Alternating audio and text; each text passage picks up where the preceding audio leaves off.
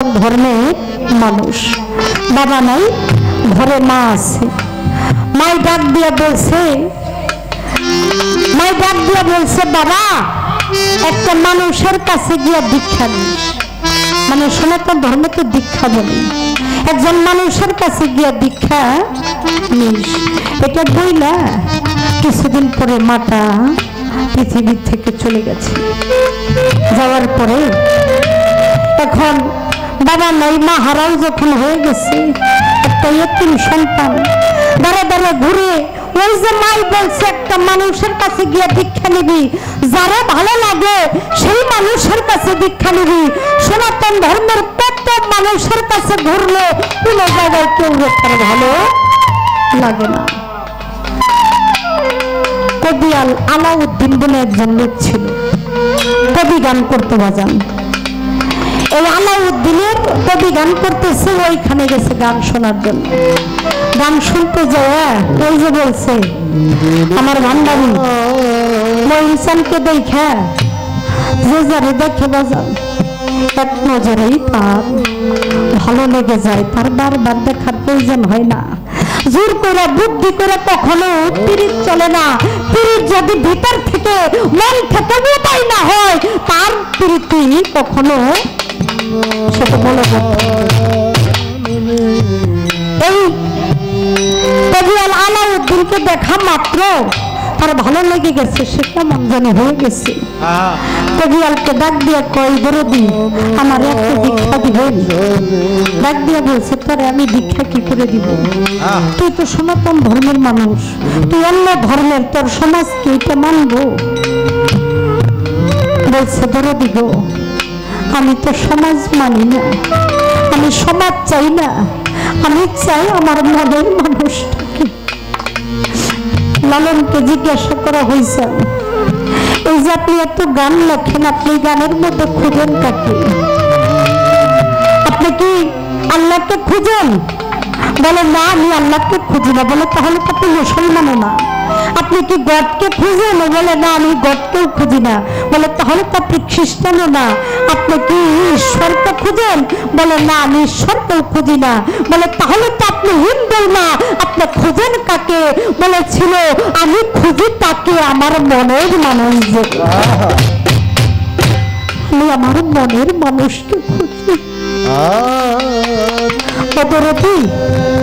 আমি আমার মনের মানুষ পেয়ে গেছি, আমি আর কিছু চাই না।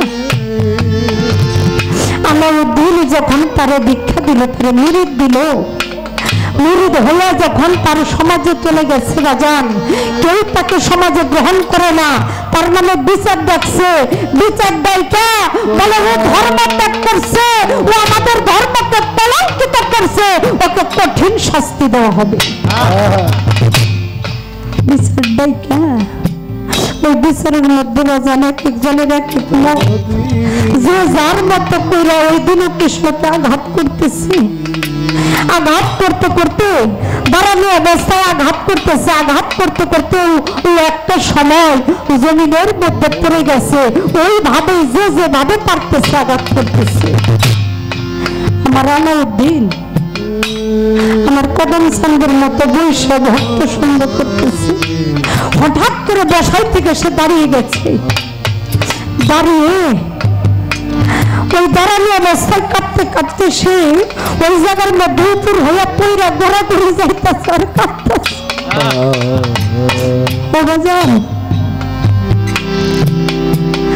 ভক্ত যদি গুরুকে একবার স্মরণ করে, গুরু ভক্তকে 10 বার স্মরণ করে,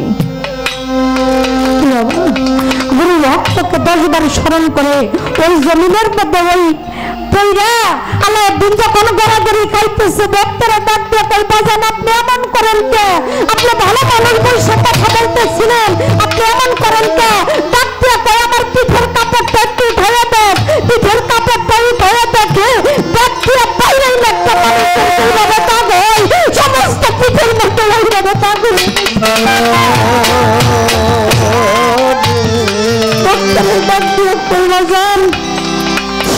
আপনারা মারছে কে? আমার খালি মারে নাই, আমার এখনো মারতেছে। আপনি তো এই জায়গায় আপনার মানে কি ওই দৌড়ে চলে যা, দেখ আমার একটা পাগল আছে, আমার পাগল রে মানুষ আঘাত করতেছে, আমার পাগল ধরে নিয়ে আয়। দৌড়ে চলে গেছে। ভক্তরা গিয়ে দেখে বিনা কৃষ্ণপুর হয়ে জমিনের মধ্যে পড়ে রয়েছে, কোনো হুশ জ্ঞান নাই। ওইখান থেকে উঠায়া দৌড়াইয়া নিয়ে আসছে দরবারে। আইলে ওইখানে যখন শোয়াইছে, শোয়া দেখে ওই বিনা কৃষ্ণের পিঠের মধ্যে যতগুলি আঘাত পড়ছে, ওই আঘাতগুলো আমার পিঠের গায়ের মধ্যে পড়ছে। ওই গরুকে যে ভালোবাসতে পারছে রে, গরুকে যে নিজের জীবনের চাইতে বেশি ভালোবাসে, গরু তার জীবনের চাইতে তারা বেশি ভালোবাসে। যে করে আমার আশ, আমি করি তার সর্বনাশ, তবে যদি না ছাড়ে পাস, আমি করি তার দাসের দাস, তবে যদি না ছাড়ে পাস, আমি নিজেই হয়ে যাই তার দাস। দয়াল নাম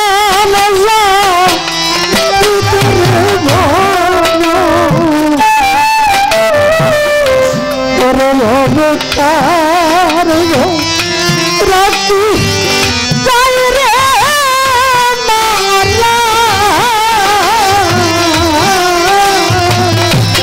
মুর্শিদ নাম যা হৃদয়ে ভরা, হবে তার ভগবান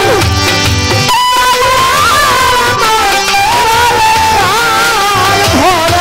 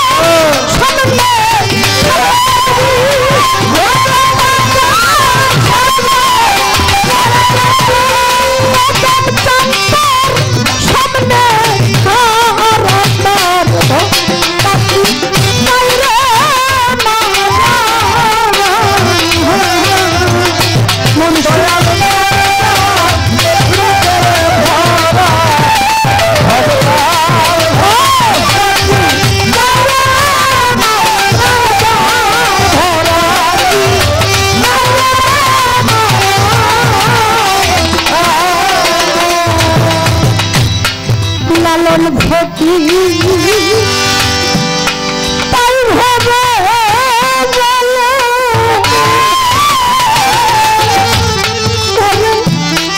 নামের বাদাম লাগাই ভক্তির মাস তুলে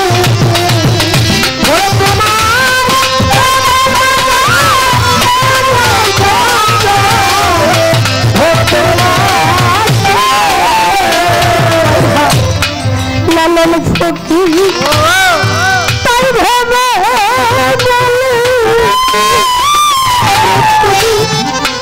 নামের পাতা লাগাও তোমার ভক্তির মাস তুলে কত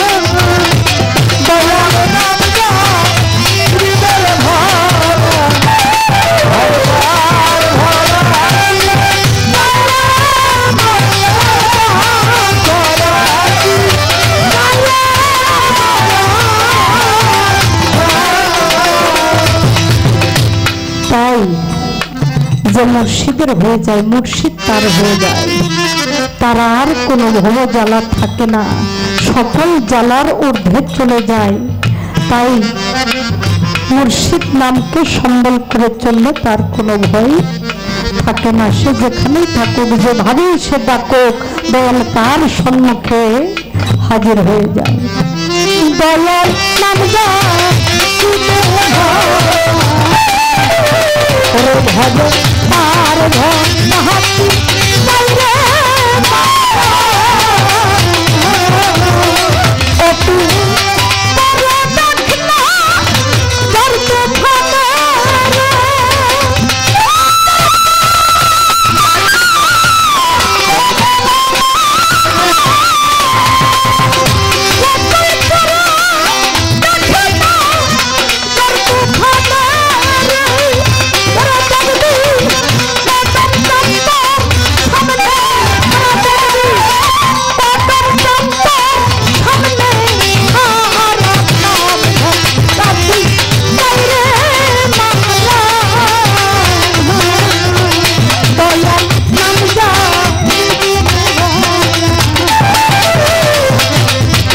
ভব তার ভোলা